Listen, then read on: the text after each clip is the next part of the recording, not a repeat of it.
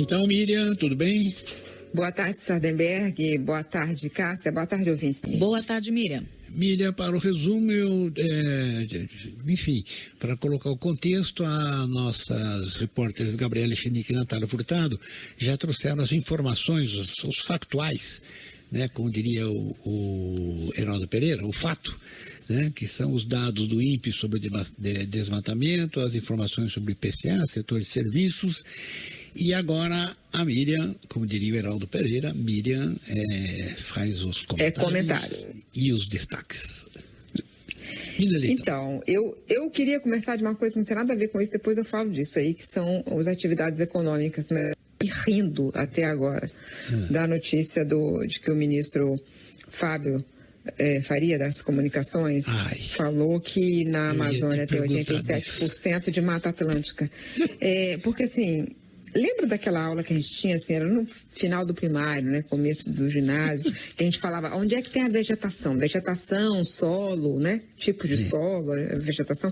Então a gente sabia que a Mata Atlântica fica no litoral. Se liga no litoral do Brasil. Exclusivo, por isso que chama Atlântica, né? Por isso chama Atlântica, do lado do Oceano Atlântico. Na Amazônia fica a floresta amazônica. Não é assim? A professora explicava, a gente entendia, estava claro, mas o ministro aparentemente fugiu dessa aula, mas fugiu muito, ele teve que fugir durante anos dessa informação, porque ele repetiu ao longo da declaração dele várias vezes.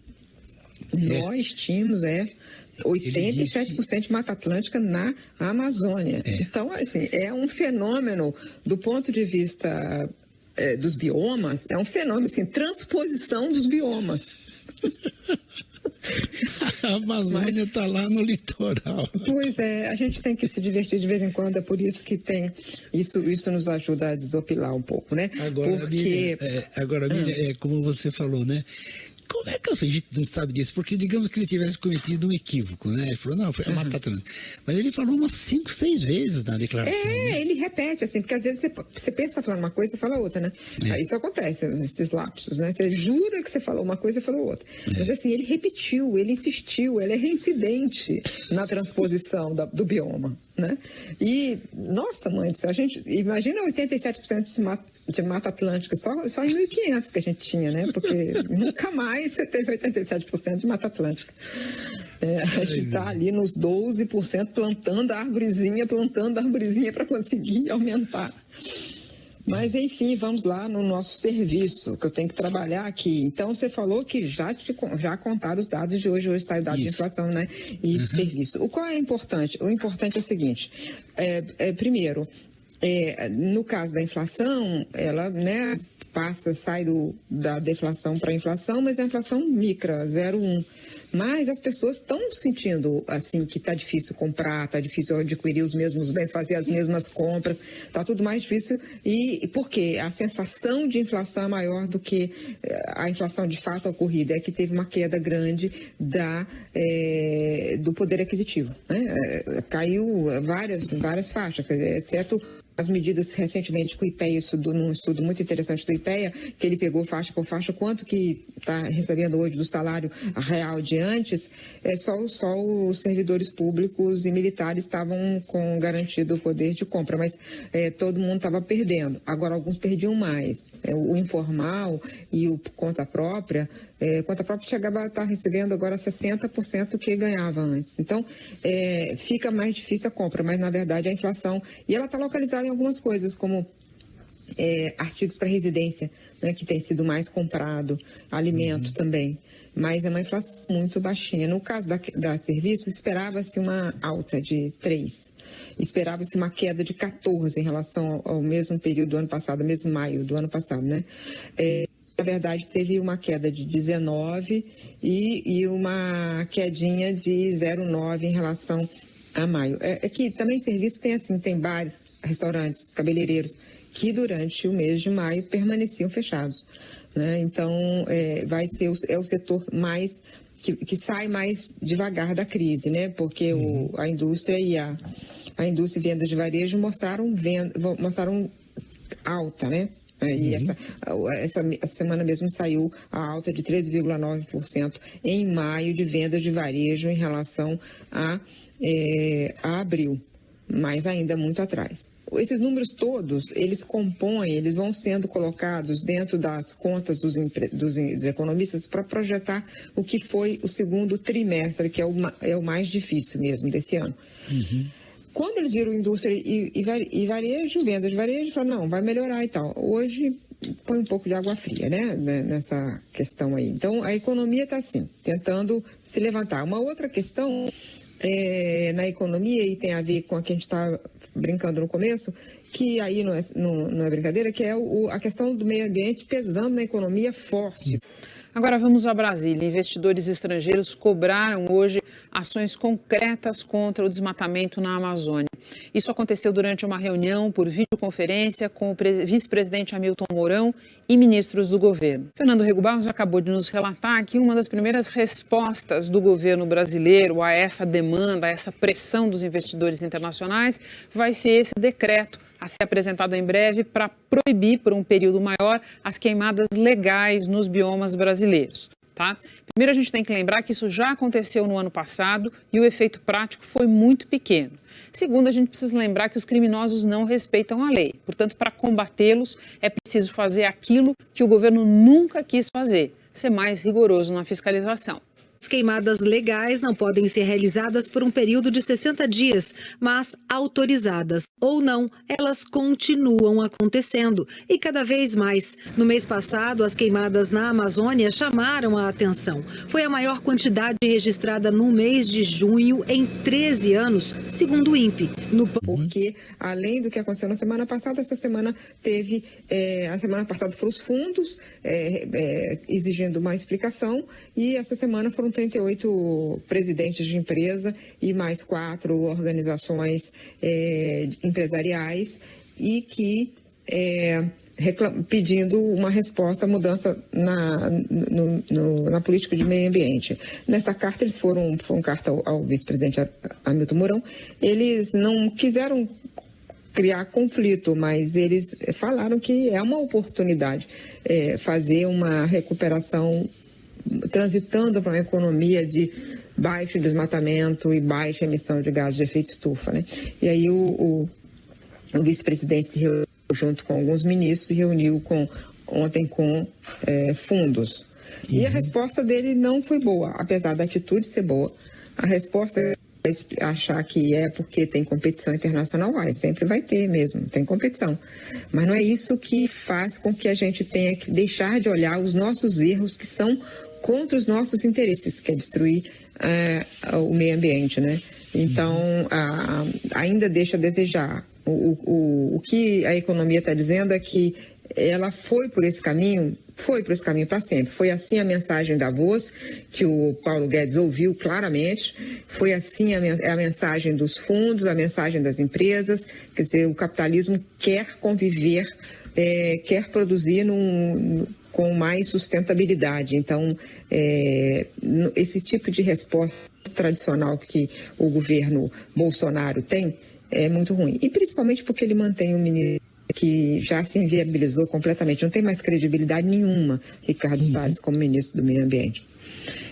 Mas essa semana também teve um outro fato muito importante, que foi o Facebook tirar páginas e perfis de pessoas muito próximas à família Bolsonaro e também dentro do próprio gabinete. O Tércio Arnaud, ele trabalha do Palácio do Planalto, recebe salário de assessor especial do presidente da República. Então, esse que é o grande cara que tinha páginas e páginas fakes, né? Aí a questão mais importante é a inautêntico, a palavra-chave para o Facebook, né?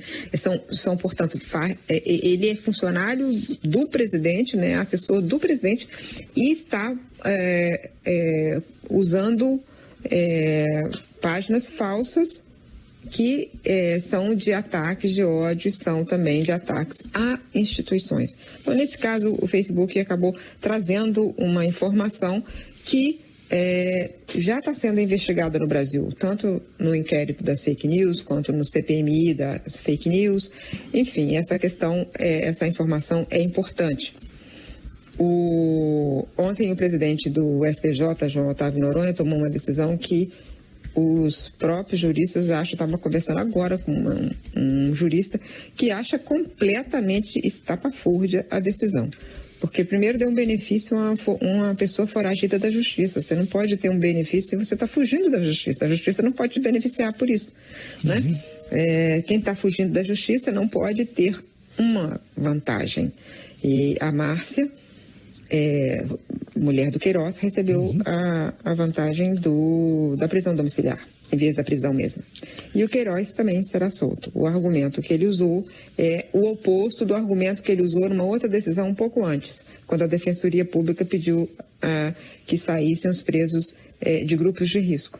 E ele disse que não. Mas no caso do Queiroz, ele usa isso, o fato de ter tido câncer e tal. E, além disso, disse que a Márcia tem que voltar para casa, ficar presa em casa para cuidar do marido, né? Então, ele conseguiu fazer uma confusão grande. Ele desagradou todo mundo, mas certamente agradou o presidente da República, a quem ele faz um esforço enorme para agradar nas suas decisões. Ele está de olho na vaga do Supremo, né? É isso. Que ele já queria lá atrás, né? Ele queria essa vaga lá atrás, quando morreu o Theory. O que se fala no meio jurídico, ele já tentava naquele momento. E aí não conseguiu. Mas isso aí é uma coisa preocupante, né? Porque o que é preocupante aqui? É que o Queiroz, o que o MP mostrou até agora é que houve tentativa de esconder informação e de destruir provas, tanto por parte do Queiroz quanto por parte da Márcia. Então, se eles vão ficar um período em casa, é preocupante se eles continuarem com essas práticas. Bom, outra coisa o presidente disse que tem Covid. O presidente Jair Bolsonaro confirmou hoje que contraiu o novo coronavírus. Ele fez o anúncio para a TV estatal e outras 2 emissoras.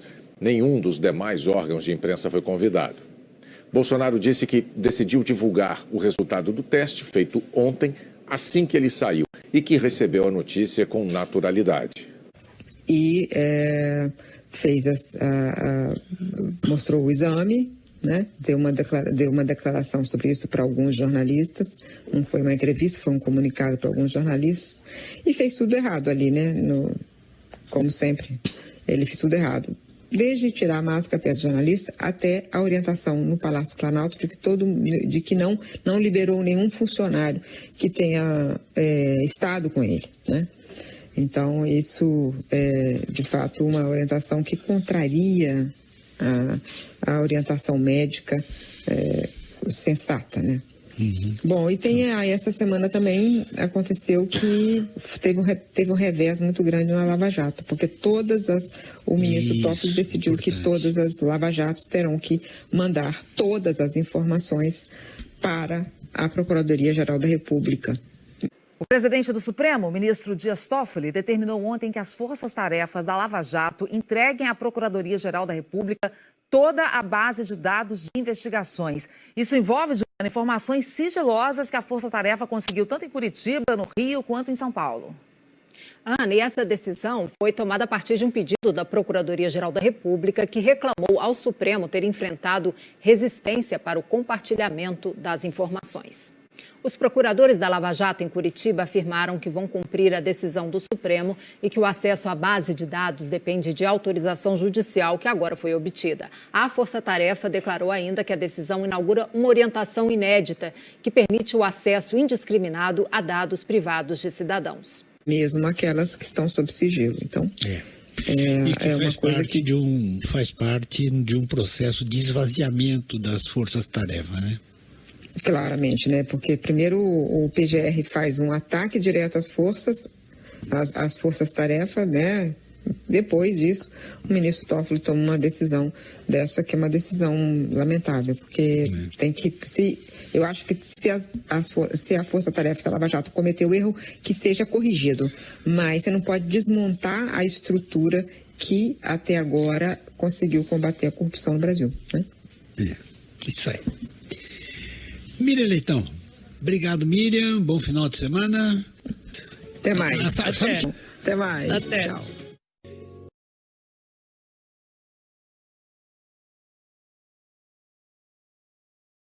Acabei de receber a informação de que saiu o nome do novo ministro da Educação. O nome dele é Milton Ribeiro. O reverendo Milton Ribeiro tem 62 anos, nasceu em Santos, litoral de São Paulo, é pastor da Igreja Presbiteriana e vice-presidente do Conselho Deliberativo da Universidade Mackenzie. Foi nomeado pelo presidente Bolsonaro em maio do ano passado para a Comissão de Ética Pública, ligada à presidência da República. Foi a primeira indicação feita pelo atual presidente para o colegiado, que tem a função de investigar ministros e servidores do governo. O mandato dele nessa comissão de ética terminaria em 2022. Segundo o currículo acadêmico da plataforma Lattes, atualizada em abril desse ano, Milton Ribeiro é graduado em Teologia e em Direito. Fez mestrado em Direito e doutorado em Educação pela Universidade de São Paulo, a USP, em 2006. Milton Ribeiro será o 4º nome do Ministério da Educação e Cultura em 1 ano e meio de governo Bolsonaro. O primeiro foi Ricardo Vélez Rodrigues, depois Abraham Weintraub e, por último, o economista Carlos Decotelli, que foi nomeado, mas não chegou a tomar posse. Ficou menos de uma semana à frente do Ministério e pediu demissão depois da repercussão negativa sobre o fato do seu currículo conter informações falsas e acusação de plágio em sua dissertação de mestrado.